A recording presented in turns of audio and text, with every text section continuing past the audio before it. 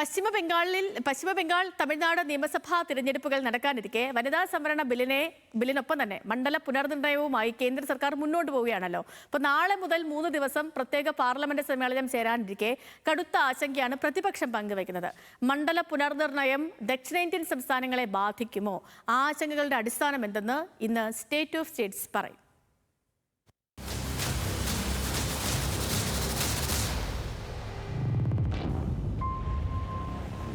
ലോക്സഭയിലും നിയമസഭകളിലും സീറ്റുകൾ വർദ്ധിപ്പിച്ച് 2029 പൊതുതെരഞ്ഞെടുപ്പ് മുതൽ വനിതകൾക്ക് 33% സംവരണം ഉറപ്പാക്കുന്ന ബിൽ പരിഗണിക്കാനായി പാർലമെന്റിന്റെ പ്രത്യേക സമ്മേളനം ചേരുകയാണ്. സ്ത്രീകൾക്ക് 33% സംവരണം വ്യവസ്ഥ ചെയ്യുന്ന 2023 പാസാക്കിയ നാരി ശക്തി വന്ദൻ അധിനിയമത്തിലടക്കം മാറ്റങ്ങൾ നിർദ്ദേശിക്കുന്നതാണ് പുതിയ ബിൽ. 3 ബില്ലുകളാണ് പാർലമെന്റ് പരിഗണിക്കുക. ഒന്ന്, 2023 നിയമം ഭേദഗതി ചെയ്യുന്നതിനുള്ള ഭരണഘടനാ ഭേദഗതി. 2, മണ്ഡല പുനർനിർണയ ബിൽ. 3, കേന്ദ്രഭരണ പ്രദേശങ്ങൾക്കുള്ള പ്രത്യേക നിയമം.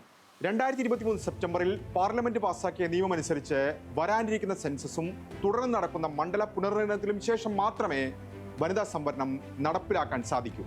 എന്നാൽ നിർദ്ദിഷ്ട ഭേദഗതി പ്രകാരം 2011 സെൻസസിനെ അടിസ്ഥാനമാക്കിയാണ് മണ്ഡല പുനർനിർണയം. 2029 പൊതുതെരഞ്ഞെടുപ്പ് മുതൽ വനിതാ സംവരണം പ്രാബല്യത്തിൽ കൊണ്ടുവരികയാണ് ലക്ഷ്യം. ലോക്സഭയിലും സംസ്ഥാന നിയമസഭകളിലെയും അംഗബലം 50% വർദ്ധിപ്പിച്ചാണ് സംവരണം നടപ്പാക്കുന്നത്. ഇതനുസരിച്ച് ലോക്സഭയിലെ അംഗബലം 543 നിന്ന് 850 സീറ്റുകൾ വരെയായി വർദ്ധിക്കാം. സംസ്ഥാനങ്ങളിൽ 815ഉം ബാക്കിയുള്ളവ കേന്ദ്രഭരണ പ്രദേശങ്ങളിലും. 140 മണ്ഡലങ്ങളുള്ള കേരള നിയമസഭയിൽ അത് 210 ആയേക്കും. നിലവിലെ മണ്ഡലങ്ങളുടെ ഘടനയും മാറും. ഇതടക്കം വ്യവസ്ഥ ചെയ്യുന്നതാണ് മണ്ഡല പുനർനിർണയ ബിൽ.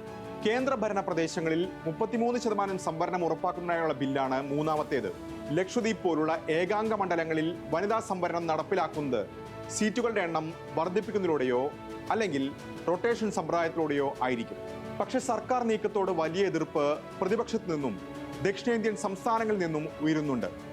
വനിതാ ബില്ലിനെ പിന്തുണയ്ക്കുമ്പോൾ തന്നെ സർക്കാരിന്റെ യഥാർത്ഥ ലക്ഷ്യം മണ്ഡല പുനർനിർണയമാണെന്നാണ് ആരോപണം. നിശ്ചയിച്ച പ്രകാരമുള്ള മണ്ഡല പുനർനിർണയം പ്രത്യക്ഷത്തിൽ ന്യായമായി തോന്നാമെങ്കിലും കുടുംബാസൂത്രണം കൃത്യമായി നടപ്പിലാക്കിയ ദക്ഷിണേന്ത്യൻ സംസ്ഥാനങ്ങൾക്കും ചെറിയ സംസ്ഥാനങ്ങൾക്കും ദോഷം ചെയ്യുമെന്നാണ് മുന്നറിയിപ്പ്. നിലവിൽ ഏറ്റവും കൂടുതൽ ലോക്സഭാ സീറ്റുകളുള്ളത് UP-യിലാണ്, 80 മണ്ഡലങ്ങൾ. അത് 120 ആകും. ബീഹാറിൽ 40, 60 ഉയരും. ദക്ഷിണേന്ത്യയിൽ തമിഴ്നാടിന്റെ പ്രാതിനിധ്യം 39 നിന്ന് 59 ഉയരും. കർണാടകയിൽ 28 മണ്ഡലങ്ങൾ എന്നത് 42 ആകും. ആന്ധ്രയിൽ 25 നിന്ന് 38 തെലങ്കാനയിലെ 17 26 ഉയരും. കേരളത്തിൽ സീറ്റുകൾ 20 നിന്ന് 30 വർദ്ധിക്കും. 5 ദക്ഷിണേന്ത്യൻ സംസ്ഥാനങ്ങളിൽ 66 സീറ്റുകൾ കൂടുമ്പോൾ UP-യിലും ബീഹാറിലും മാത്രം വർദ്ധിക്കുന്നത് 60 സീറ്റാണ്.